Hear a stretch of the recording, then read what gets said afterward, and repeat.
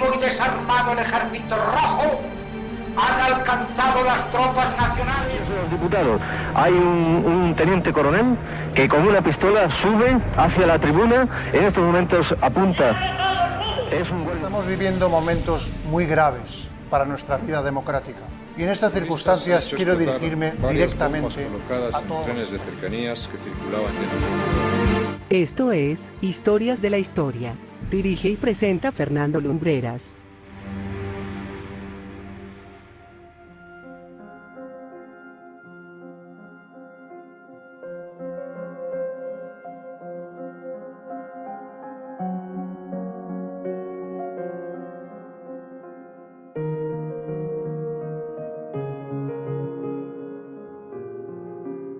Muy buenas noches, amigos, bienvenidos a un nuevo programa de Historias de la Historia. Hoy os traemos una biografía de esas que podría calificar como llena de capítulos. Ya vosotros, según vayamos contándosla, juzgaréis si son buenos o desafortunados. Pero yo calificaría al personaje de hoy como una superviviente, así, sin más. Pero vais a ver qué historia tan interesante, cuántas vueltas dio la vida y sobre todo a qué increíble montón de lugares la llevó.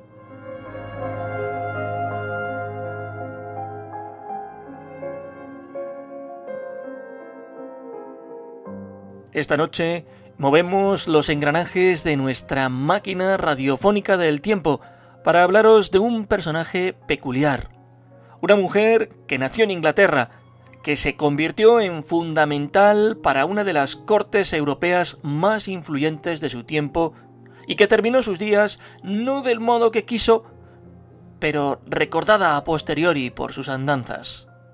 Esta noche, en Historias de la Historia, os hablamos de Lola Montes.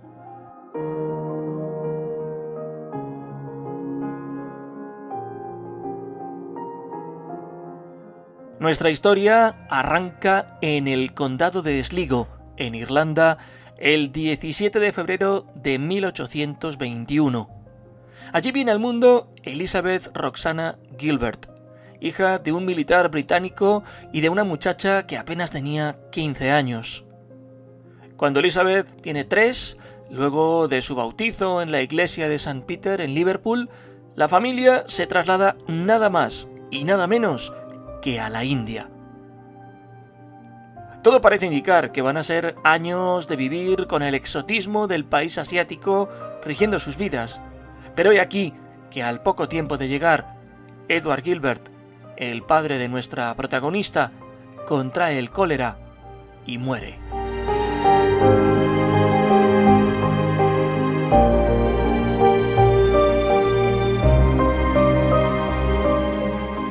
Poco tiempo después, la viuda señora Gilbert volverá a casarse y toda la familia regresará a Gran Bretaña. La pequeña es enviada a Escocia a vivir con unos familiares de su padrastro. Sin embargo, la niña no se adapta bien, comienza a protagonizar episodios escandalosos. Es un personaje díscolo y conflictivo.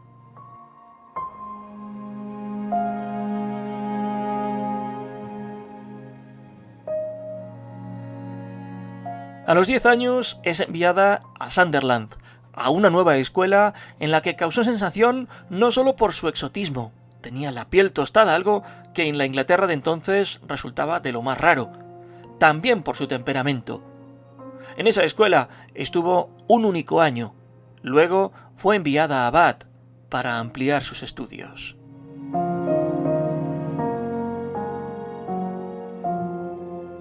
Y aquí, en plena adolescencia, es donde van a producirse una serie de circunstancias que harán que esta mujer viva con toda intensidad.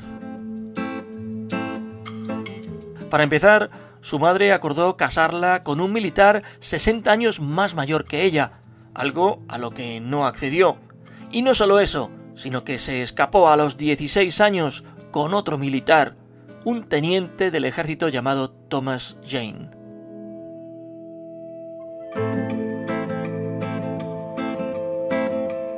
La historia habría perdido su pista de no ser porque esa relación termina a los 5 años de haber comenzado. La pareja se separa en Calcuta, en la India, y ella regresa a Londres con un nombre falso, con el que pasaría a la historia: Lola Montes. Se apellidaba así porque era el apellido del hombre más popular de su tiempo, el torero Francisco Montes Reina, más conocido como Paquiro. Y como española se hizo pasar, ofreciendo un espectáculo entre telúrico y espasmódico que elevaba la libido del personal. Su número estrella era la danza de la tarántula. Agitaba los brazos como si recogiera uvas y se sacudía unas arañas de tela que llevaba en las mangas. Luego las pateaba hacia la platea y sus admiradores se peleaban por los trofeos.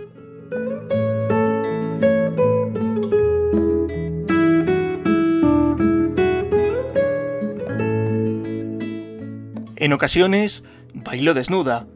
Se preciaba de tener una bella figura y la exhibió en público previo pago de una entrada. Ella fue la inventora del striptease.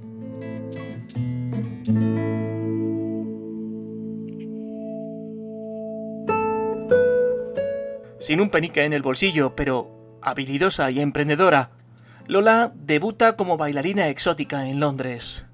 Era junio de 1843. La danza española, que a duras penas conocía, era su reclamo para atraer a curiosos y extraños. Sin embargo, algo ocurre que hace que sus planes de pasar desapercibida se vayan al traste. Algunos la reconocen como la esposa del teniente con el que ya no tenía nada. Se produjo un gran escándalo, como os podéis imaginar, porque esa gente no sabía que ya era una mujer soltera.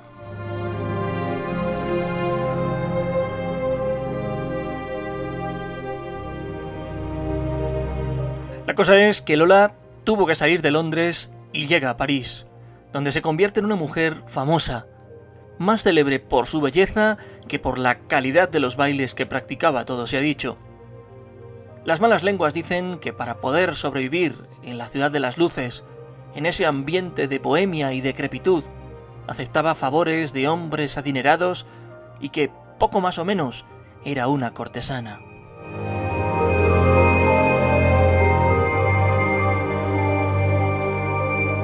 Sería por aquellos años cuando conoce al compositor Frank Liszt, con quien mantiene una apasionada relación. Aprovechándose de las influencias de Liszt, entra en contacto con una élite cultural que no la recibe con prejuicios.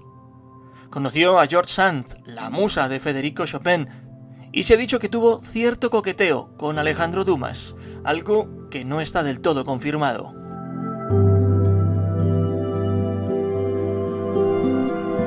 Sí sabemos que en 1846 abandona París porque uno de sus amantes fallece en un duelo de los muchos que se daban en aquella época. Después de pasar por varios países europeos, recala en Múnich. Allí es despedida en un teatro porque el dueño se escandaliza del espectáculo que ofrece.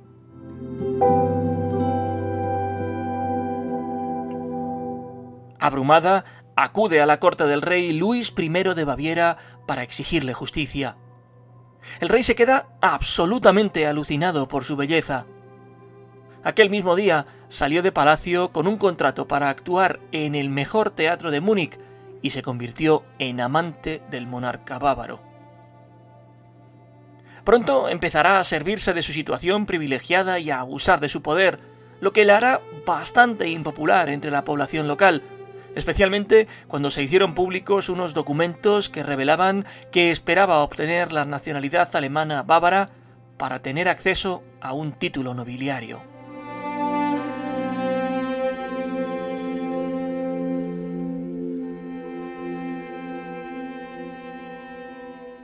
A pesar de la oposición, Luis I la convirtió en condesa de Landsfeld en 1847. Parece ser que la relación con Lola y la intromisión de esta en la vida política del país contribuyeron considerablemente a la caída de la popularidad del anteriormente querido rey. En 1848, bajo la presión del creciente movimiento liberal, Luis abdicó y Lola abandonó Baviera. Después de una temporada en Suiza, donde esperó en vano al monarca, hace una breve excursión a Francia, volviendo más tarde a Londres a finales de 1848.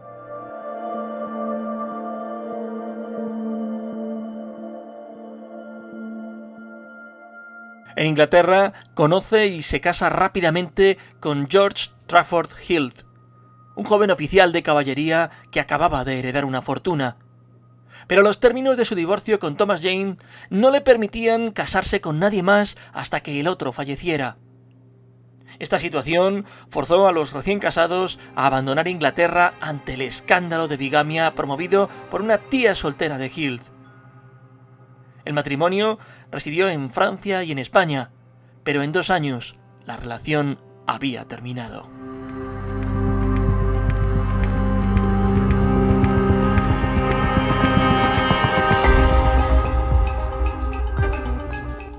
Lola se trasladó a Estados Unidos con la intención de establecerse allí y empezar de nuevo. Por aquellos años estaba en pleno apogeo la fiebre del oro.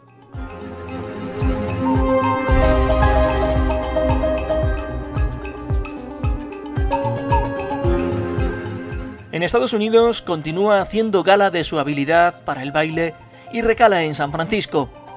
Allí conoce a un periodista local, Patrick Hull, y contrae matrimonio con él. Traslada su residencia a un pequeño pueblo minero al norte del estado, pero una vez más el matrimonio fracasa y ella, como os decía al principio, una superviviente nata, consigue hacerse con un pequeño capital que invertirá en la creación de un café al más puro estilo de los salones que salen en las películas del oeste.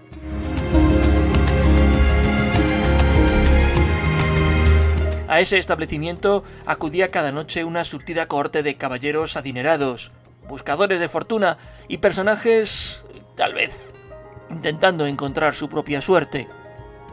Lola lleva su espectáculo a nuevas cotas de éxito.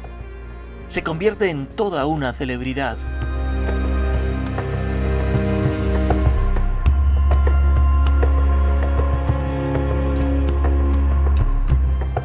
Sin embargo, la vedette comienza a sufrir crisis esquizofrénicas cada vez con mayor frecuencia e intensidad. Funda una compañía de teatro, viaja a Australia a presentar su famoso espectáculo del baile de la tarántula, pero la sociedad australiana le da la espalda y prácticamente pasa por allí sin pena ni gloria. Ello la obliga a tener que dejar su negocio para trasladarse al otro extremo de los Estados Unidos. Nuevamente arruinada, sin un centavo en los bolsillos, llega a la ciudad de Nueva York, donde aún le quedaban apenas un puñado de amigos, verdaderos testigos de su lento y progresivo declive.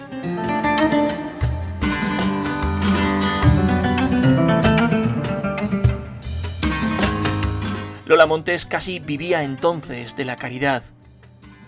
La bailarina que deslumbrara en la corte de Baviera, que hiciera enmudecer al París bohemio o que se desnudase sin pudor ante la intelectualidad francesa en citas casi clandestinas en hoteles de mala muerte, era en ese momento una acuarela diluida de los días de gloria para mostrar a una mujer que había fracasado en muchos aspectos de su vida, el laboral, el sentimental.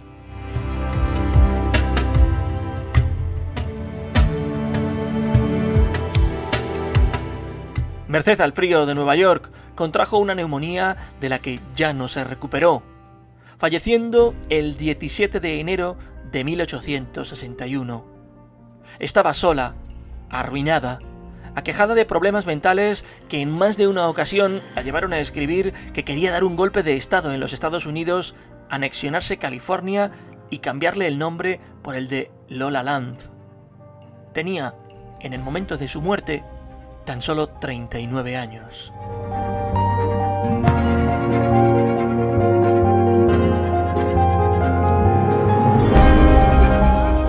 Todavía hoy puede contemplarse su lápida en el cementerio de Greenwood, en el neoyorquino barrio de Brooklyn.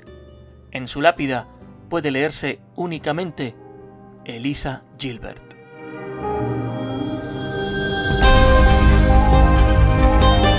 Todavía hoy podemos ver su retrato más famoso, obra del pintor Joseph Karst Stiller, ubicado en el Palacio de Nymphenburg.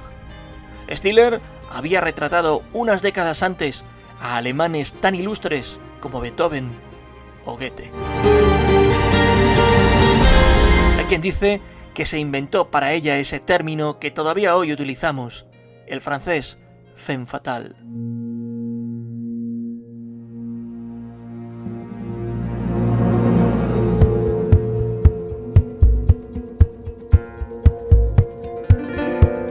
Lo que es innegable es que María Dolores de Porris Montes, o lo que es lo mismo, Lola Montes, fue la primera mujer de la modernidad que rigió su propio destino, y gracias a su beldad y a su audacia nubló la razón de los hombres más poderosos de su tiempo. En 1955 se estrenó una película contando su vida. La cinta se convirtió en un relato de los últimos meses de la vida de este personaje y fue un auténtico éxito. No obstante, aparecen referencias a Lola Montes mucho antes, en 1922, en una película que protagonizó Ellen Richter y en una copla de Concha Piquer en 1942.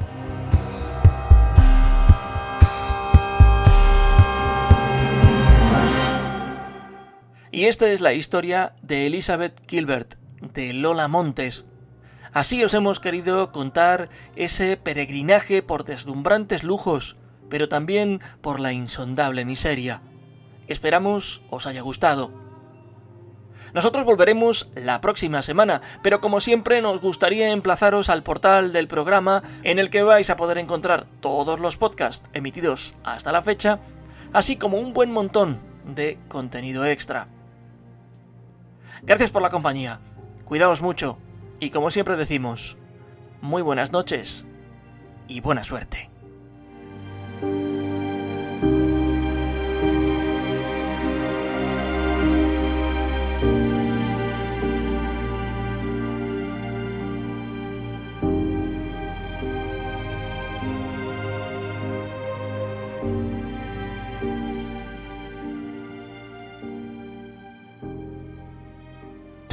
Viva Radio, tu radio de viva voz.